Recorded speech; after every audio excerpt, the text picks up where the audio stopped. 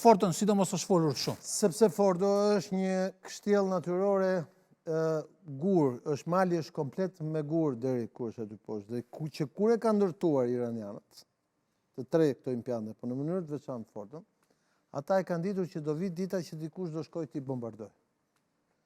Dhe fakti është që Agjencia e OKB-s bërthamore, çfarë thotë? Agjencia e OKB-s bërthamore thotë që ne nuk kemi gjetur shtim të rrezatimit në impiantin e Fordës.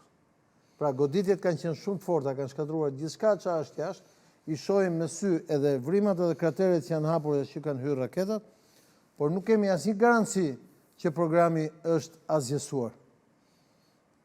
Dhe këtu tani çështja është që këta kanë ardhur me avion nga këtej, pra nga perëndimi, nga Atlantiku, kanë fluturuar 18 orë dhe kanë shkuar, kanë bërë një spektakël ushtarak që s'është parë dhe imagjinuar ndonjëherë, dhe kanë goditur nga këtu me raketa.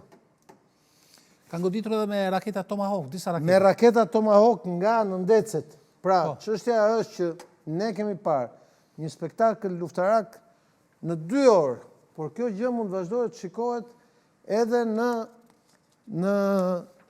orë, javë dhe ditë të tëra. Po çfarë do të ndodhë?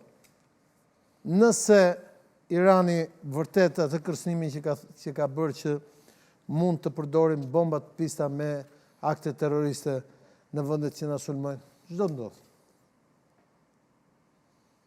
Pra, nuk është më një luftë Iran-Izrael këtu me ta. Kthehet në një luftë globale. E qartë.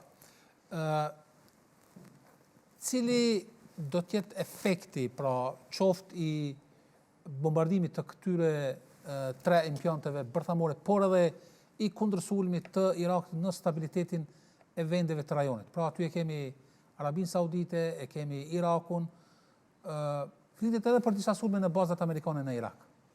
Ore dashur, këtu ka një problem. Po, cili është? Këtu është Pakistani. Aty më janë brapa Iranit e kemi. Fuqi bërthamore. Këtu është Turqia, ushtria e dytë e NATO-s. Këtu është Arabia Saudite, vendi më i madh dhe më i zhvilluar, por më i madh me territor i botës arabe.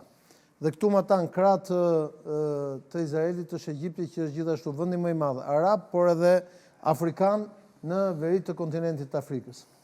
Të gjithë këta, Pakistani që ka të zhvilluar bombën bërthamore, Irani që ka të zhvilluar programin bërthamor dhe do bombën bërthamore, Turqia do të bëjë bombën bërthamore, Iraku e ka pas dikur atë program, por di Saddam Husseini dhe mbaroi, Arabia Saudite do të bëjë bombën bërthamore, edhe Egjipti këtu më tanë do të bëjë bombën bërthamore.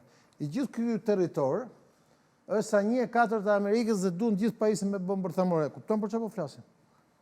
Po flasim për një potencial që mund shkatërrojë, jo vetëm gjithë rajonin, edhe një pjesë mirë të botës.